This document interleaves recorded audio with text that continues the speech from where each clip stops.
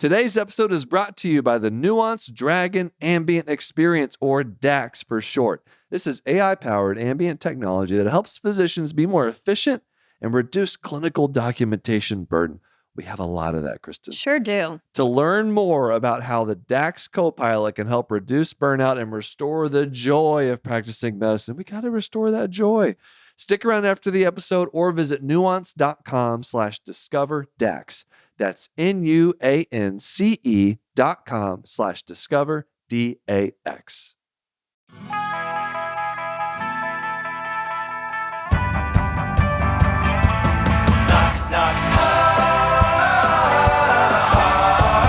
Knock, knock. Hi. Hello, everybody. Welcome to Knock Knock I with me, Dr. Glockenflecken. Thanks for joining me. This, again, is your one-stop shop for all things eyeballs. We're going to learn a little eyeball stuff today. And I did get someone mad at me recently because they for the first time, clicked on one of my episodes of Knock Knock I because I promoted it on one of the social media platforms. I don't know which one it was. And they got mad because I talk about other things first besides eyeballs. Their review to me was just get on with it. Hey, that's fair. It is called Knock Knock I, but I have lots of things I want to talk about. And I do end up getting to eyeballs eventually. So just trust. If you want to, maybe skip ahead like 10 minutes, you can. But if you're interested in like random other things that I have thoughts on, then that's what you're going to get at the beginning. But I do appreciate the feedback. Really, thank you. Keep sending me that because it just lets me know what people are thinking about my content. But the first thing I want to say is eye related. I just started watching House of the Dragon. So many people are talking about it lately, and then I click on a couple of posts, and then the algorithm just starts feeding me constant House of the Dragon memes and clips and people's spoilers and thoughts. And I was like, you know what? I guess I'm just going to have to watch the show. Marketing is so good like that. That's like, it's amazing. Like there's peer pressure. It's not even marketing. It's just the social media algorithm, like enough people talk about. So if you guys want to just constantly talk about Knock Knock I and my content so that other people feel forced to watch it and listen to it, I would greatly appreciate that. But House of the Dragon, I'm like, I think 7 episodes into the first season. And I'll tell you what I appreciate. The dragons have a nictitating membrane. They have a third eyelid. Again, the third eyelid is for humans, it's a vestigial organ. So we have what's called a plicus semilunaris. It's a really tiny little wimpy, almost non-existent third eyelid that doesn't have any function. We don't need it, but it's there. It's right in the corner, in the inside corner of your eyelid. It's not the crunkle. That's the lacrimal crunkle. That's the big bump that you see, the pink bump there. It's just to the side of that, away from the nose. There's like a little tiny little thing of tissue. That's our vestigial third eyelid. So I'm watching House of the Dragon, and they occasionally you see close-ups of the dragon's faces, and they show the eyes, and there you go, third membrane. And so in lots of animals, I don't know which ones, dogs, amphibians, certainly reptiles. Like most animals, I think, have some form of a third eyelid. It's translucent, so you can typically see through it. Although my dog has a very prominent third eyelid, I am not so sure he can see through it. It's very thick, it appears. But anyway, this is why he doesn't see very well. I would love to have it removed. I don't know if that's safe, though. Anyway, I have had people ask me, will you operate on my dog? I don't know if that's a compliment or not on my surgical skills. It might be like, you're so good. You did such a good job on my eyes. I want you to operate on my dog. Or, you know what? I think your skills would be best reserved for dog surgery. You could take it. It's like a glass half full, glass half empty kind of thing. So anyway, these the dragons have a nice nictitating membrane third eyelid, which I greatly appreciate. And yes, of course, I recognize that. I'm an ophthalmologist. The show, otherwise, it's been pretty good so far.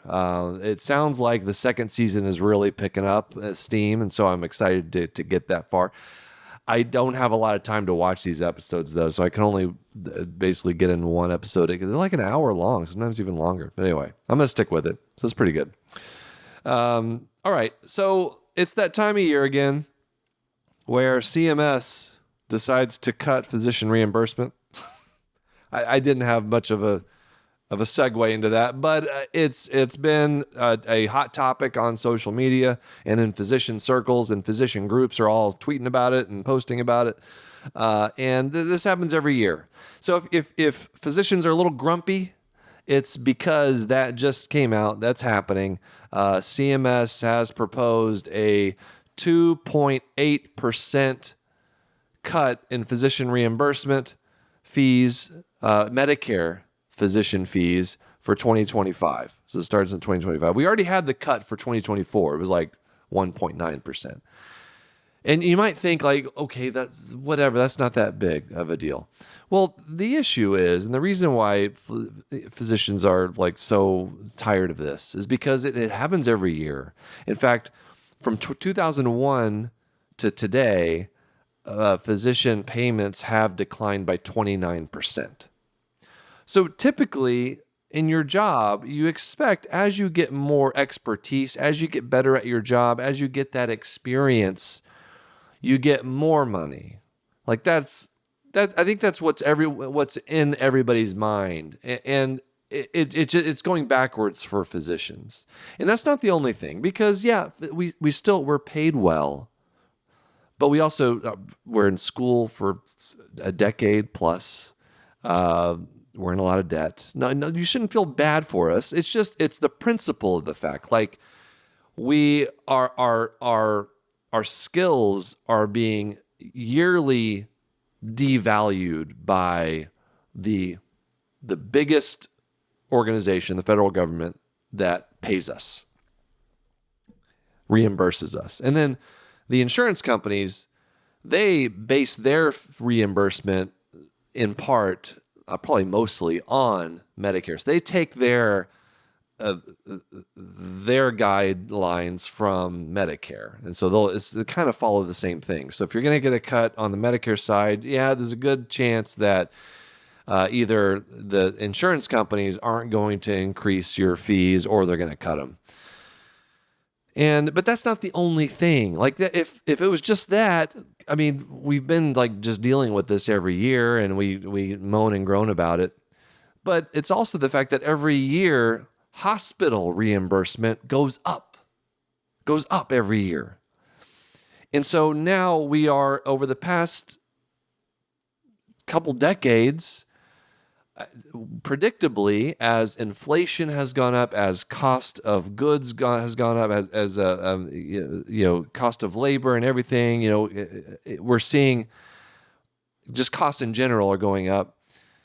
We're seeing fewer and fewer physicians going into private practice, trying to maintain a private practice, and they're selling off to private equity, or they're just joining hospital systems because you don't want the financial burden of trying to run a private practice when you're constantly getting a pay cut in the face of inflation and rising costs. And that's a big deal. That's a big deal because I do think as patients, and I've been a patient, I've taken care of a lot of patients. I think patients, you want more power over the healthcare system in the hands of the people that take care of you, because we know what patients need. Lots of people in hospitals, lots of administrators, certainly private equity groups, they don't know what patients need. They don't care what patients need. So you're taking power, and in healthcare, that's the way it goes. Money is power. You're taking power away from the people that actually legitimately care about patients. And we do. Physicians do care about patients. You're taking the power away from those people and giving it to people that don't have that didn't take that oath. that didn't get into medicine for that reason, to take care of patients. And trust me, and some physicians, sure, some of us lose our way or lose that motivation, or their motivations change. But we did all get into medicine to do that. If we just wanted to make money, there's so many easier, faster ways to make money in this country. And so that's kind of the crux of the problem. And when I talk about like the decrease in physician reimbursement, one caveat is this is overall decrease. So some specialties have gone up a little bit, which is great.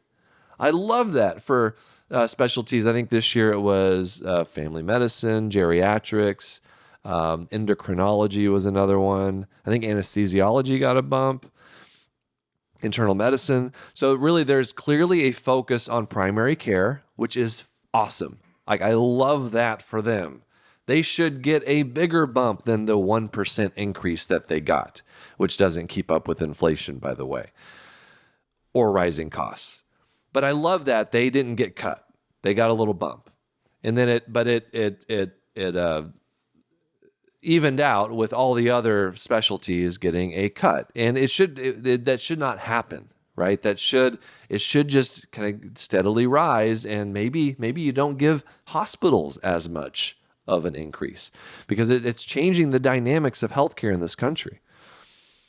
And whenever this comes up every year, there's always other issues that come up, like I already mentioned hospital ownership. Like there's no reason why physicians shouldn't own hospitals.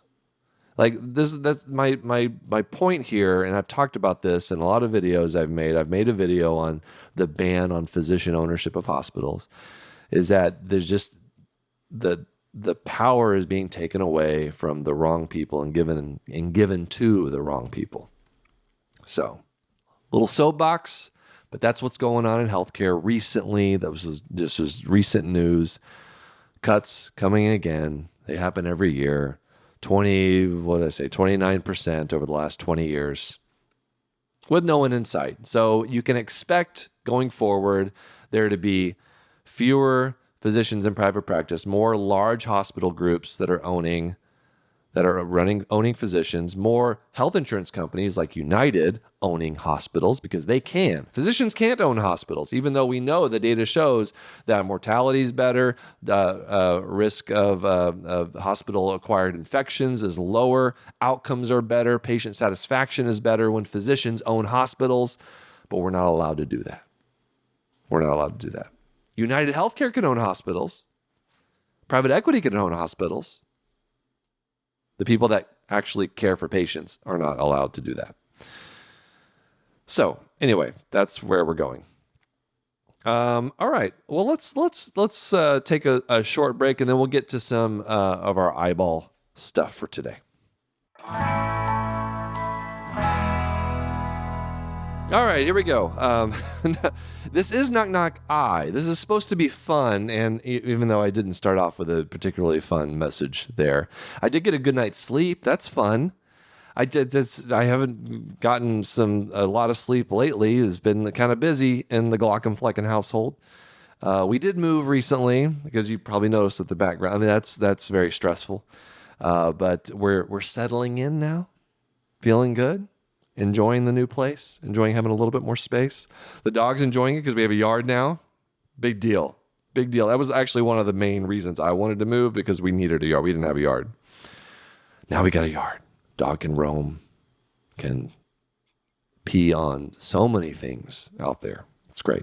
So what we're going to talk about today is vision development. And I'll tell you the reason is that's because one of my producers, Rob, recently had a baby. Congratulations, Rob. It's very exciting. And he said jokingly in a text to me, he's like, it'd be great if you could do like a video or an episode of Knock Knock Eye on vision development.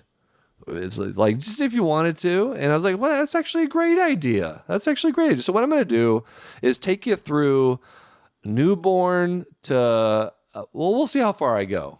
Maybe to 90 years old. You want to do 90? Maybe 100? Honestly, over the age of like 85, it's just kind of really falls off from there. But we'll start at the newborn stage. All right. So those of you, hopefully you find this interesting, and like how our vision develops, what a newborn can see versus a 6-month-old and 12-month-old and all this stuff. So, okay. All right. So at birth, let's talk about at birth. Infants are very, when you first born, very sensitive to bright light. All right. They don't have fully developed eyes yet. Sometimes even the retina is not fully developed. And if you look at a newborn's eyes, their pupils are quite small. And that's purposeful because the newborns, they want to limit the amount of light that gets into the eye because they're fairly light sensitive. So a newborn pupil will be small, and their pupils won't dilate in dim light as well. They can see, a newborn baby can see a little bit of peripheral vision, but their central vision is still developing. And how do we know this? That's a question that I've been asked before. Well, there are ways of testing newborn vision.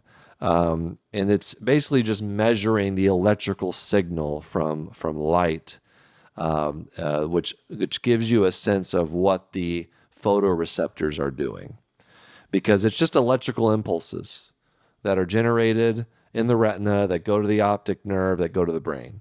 Well, you can measure that through something called an electroretinogram, an ERG. That doesn't require any patient participation. All right, it's a complicated method of doing this, but it's using electrodes, and then you get this readout that shows you, okay, what parts of the retina are functioning. We can't tell much more than that, but we can tell if a photoreceptor is functioning, if the retina is functioning normally. So that's what a newborn is. Not really very well functioning retina. So you can't expect a whole lot of vision going on those first couple weeks, which is fine. Babies, they're not going anywhere. They're not crawling. They're not walking. They don't really need to see very well in those first couple weeks. They just need to be able to smell and see, maybe a little bit of, shapes and peripheral vision. But within a couple weeks, the retina becomes fully developed and the pupils will start to widen. All right. Babies, a couple weeks old, 2 to 4 weeks, I would say, can start seeing like light and dark patterns. They can large shapes can grab their attention, and also they can start to focus on an object right in front of them. At about 1 month, your baby will focus briefly on you, but will still prefer brightly colored large objects about 3 feet away. Their whole life is within like 3 feet. It's all right there. Now they can see, they have vision across the room. All right, that's possible because photoreceptors work up close and far away, but they're not going to be interested in that. Their whole world is just going to be right up close to them. And what allows them to see up close is those accommodating muscles. All right, we talked about that accommodation. You have muscles in your eye that change the shape of your lens and moves the focal length up close. All right, that allows you to see up close. Babies, children, they can do that all day, every day. So that's about 1 month. Baby, at 1 month, baby can focus on you. All right, can see you pretty well. But really their whole world is within 3 feet. In those first 2 months, though, the eyes might not work together very well. So you may notice that a baby's eyes will cross, or one eye may drift out or wander. If you look at them closely in the times when they're not sleeping, the eyes may not be working together. And that can really alarm parents if they're not aware that might happen.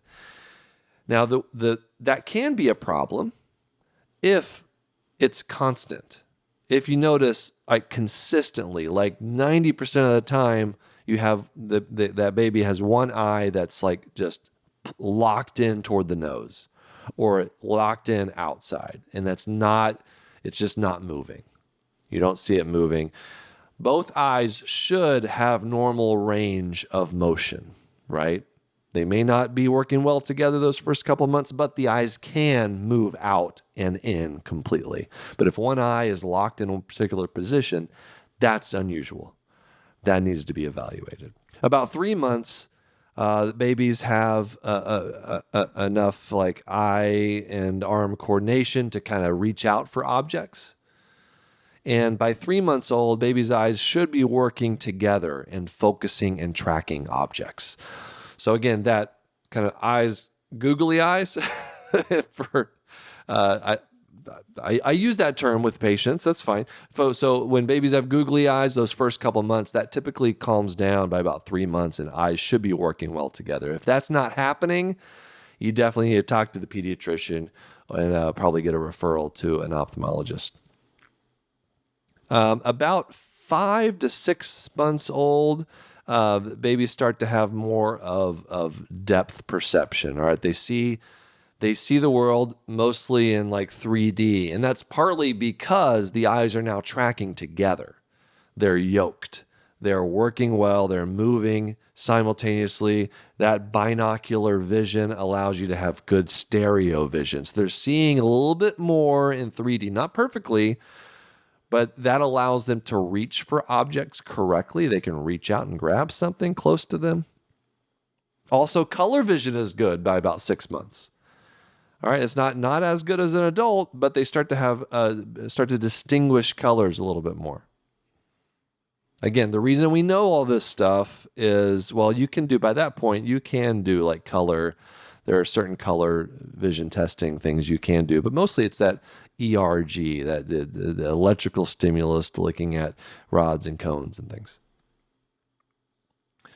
And this is 6 months. Babies are smiling. They're looking at their parents. They're tracking objects. They're starting to crawl around by about 8 to 9 months, which is important to be able to see about that time. So, like, what can the baby see at that point?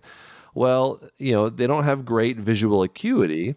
I don't know if we know exactly what the visual acuity is, but it's probably in the 2100, 2200 range. So they can see. They can see objects, they can see colors, they can recognize faces, they can see well enough to be able to crawl around and pick up objects and think. They don't have the acuity though to drive. Thank goodness. You don't want babies doing that. But their hand-eye coordination, the vision is good enough to be able to work on that hand-eye coordination. 9 months old, the stereo vision is really kicking in. Babies are able to judge distances pretty well, know how far they need to go to get to an object when they're crawling or walking at this point. And by about somewhere in the 9 to 12 month range, the final eye color vision is settling in. So we talked about that last episode. When babies are born, their eye color is usually like blue or gray. It's lightly colored. And then your sympathetic nervous system starts ramping up melanocyte production, and babies' eyes will start to darken. Not everyone, it depends on your genetics, obviously. Some eyes will stay blue.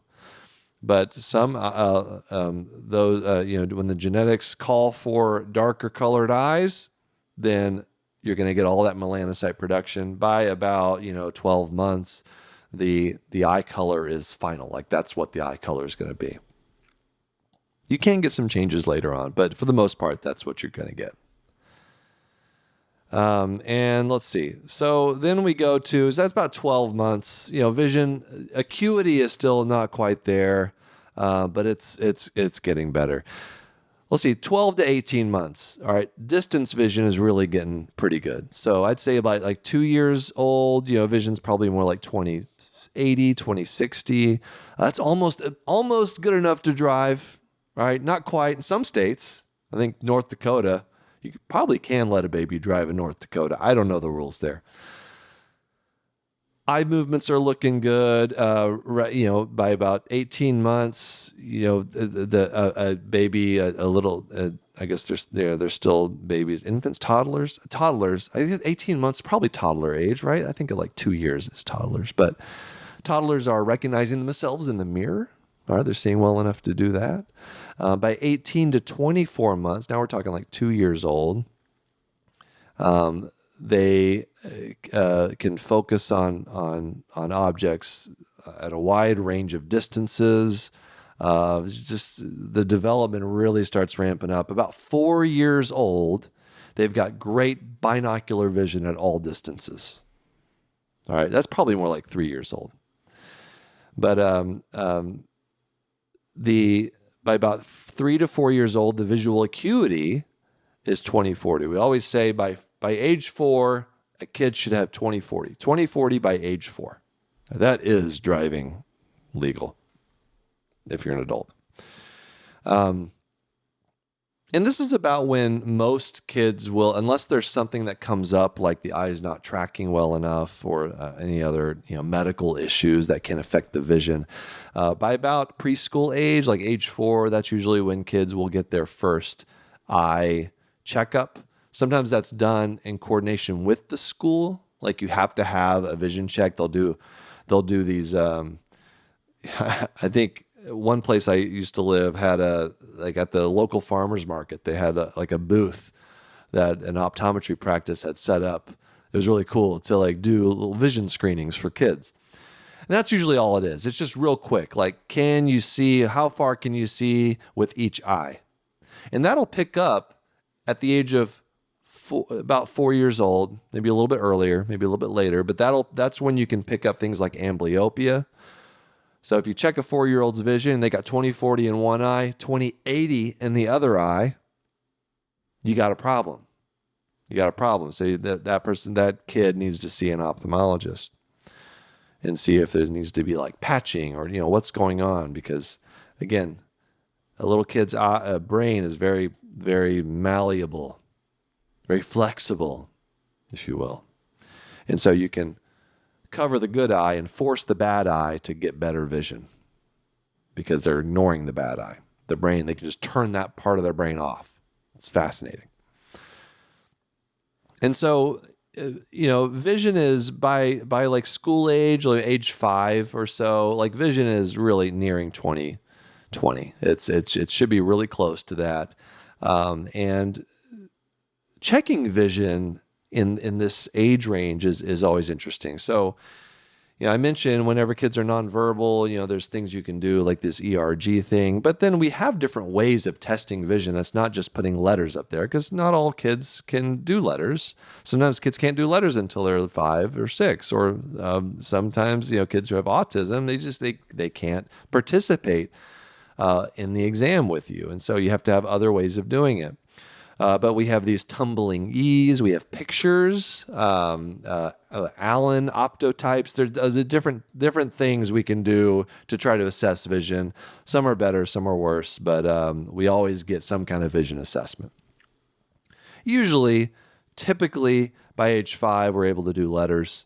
5 to 6, kids are doing letters, and we can get that's the best way to get a pretty accurate assessment of vision.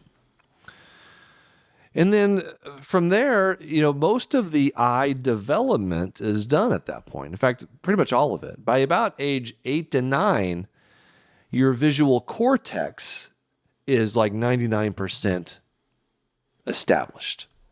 All right. So if that's why it's so important to have an early childhood screening for the eyes, because if you have one eye that's being ignored and the vision is poor, you only have until about age 8, 9, maybe 10 years old to improve the vision in that eye before you're locked in, before your occipital cortex is fully developed and you have no more room for improvement.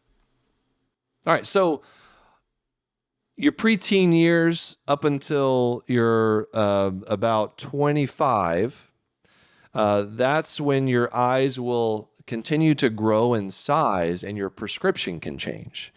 So for patients that have a family history of myopia, of nearsightedness, around puberty, when there's a big growth spurt, that's when we'll often see the nearsightedness manifest. It can be earlier. I mean, you can become myopic from a very early age, but I'd say the vast majority of it happens like the 10, 12, 15 age range when kids are growing rapidly.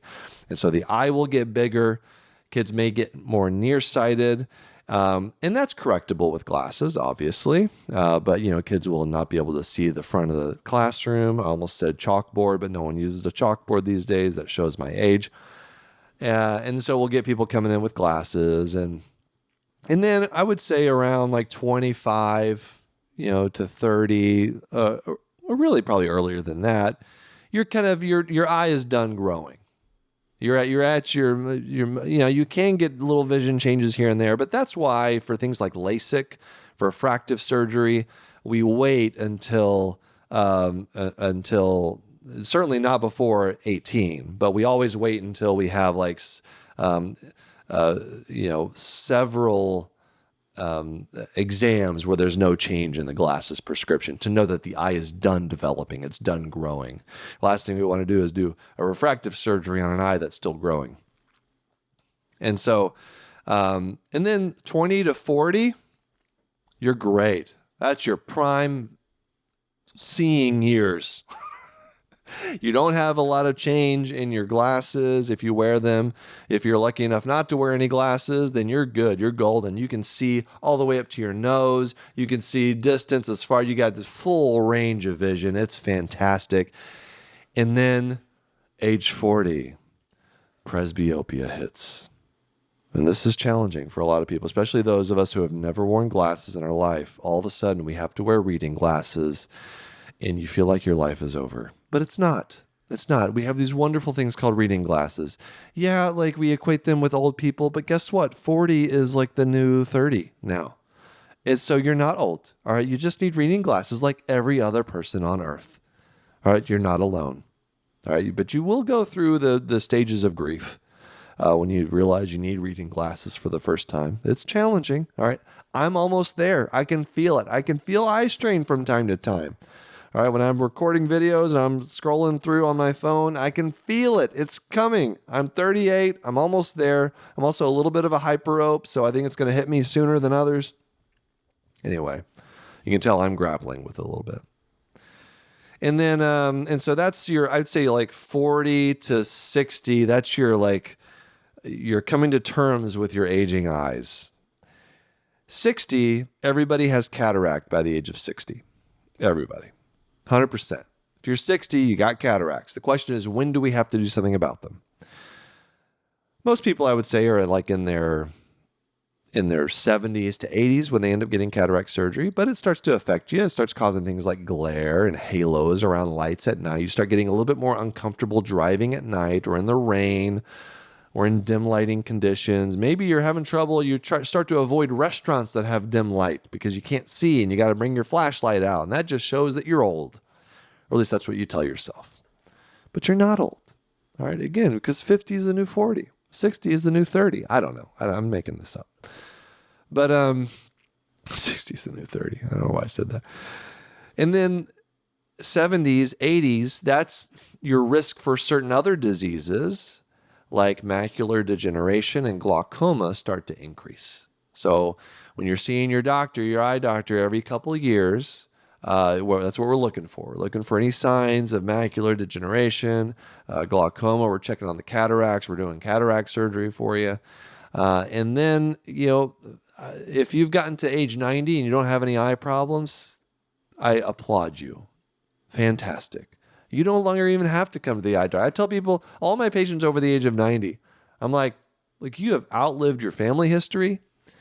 You have you still have decent vision. If a patient's still seeing 20/20 at age 90, I am so impressed. And I tell them I'm impressed because it is more unusual, I would say. But I always give them the option. You're 90. Do you want to keep seeing me? In the years that you have left, do you want to spend it coming here? Some people like to, believe it or not, some people like to come to the eye doctor. They like to see me, and I always appreciate that. But I always give them a choice. You're 90. Do whatever you want. That's just, come see me if you have a problem, if you want. We don't have to keep doing visual field tests and all the glaucoma testing because glaucoma is a very slow disease. And if you're planning on living till you're 120, well, maybe you might have some problems. Or macular degeneration, same thing. It's a very slowly progressive disease. And so I just let people do what they want when they turn 90. I think that's one of the joys of turning 90. You get at that point, you can do whatever you want. I don't think the rules apply to you. I don't think the laws apply to you either. I think you can go and steal stuff and it's fine. Don't quote me on that. I think it's state by state. But anyway, that's it. That's development. That's eyes from birth to death. And our goal as eye doctors is just to make sure you keep being able to see throughout your life. And that's why I love this job so much, is because I see kids, I see adults, I don't specialize in kids, but I still see kids. And it's fun. It's fun seeing. I have patients I've seen now throughout my career. I've been in my current position for 8 years now. And I've been seeing people all that time, and it's fun to have that longitudinal relationship with a patient. And it's part of why I like ophthalmology so much. And so I hope you all have long, productive, visual lives. And lives otherwise too, but there's certainly the vision. So anyway, let me know what you thought of the episode today. I'd love to hear some feedback. Do you have any recommendations for eyeball topics that you want to hear about? I'm all ears. I'm all eyes too. Let me know. But thank you all for listening. You can email me, knockknockhi@human-content.com if you have any questions or concerns, or if I said something wrong. Sometimes I misspeak or I just get things flat out wrong. I'm always open to feedback. I'm your host, Will Flannery, also known as Dr. Glockenfleck, and thanks to my producers, Aaron Courtney, Rob Goldman, the new father, and Shanti Brooke. Editor and engineer is Jason Portizo. Our music is by Omer Benzvi. Thank you all for joining me. Knock Knock Hi is a human content production. We'll see you next time.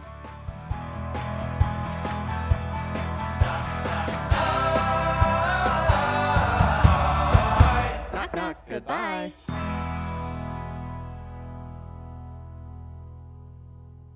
Thanks for watching the episode. You can find more on that playlist over there. If you prefer to listen, or you just had your eyes dilated, you can binge full episodes wherever you get your podcasts. Or join the party over on Patreon, where you get early access episodes, hang out with us, get lots of exclusive bonus content.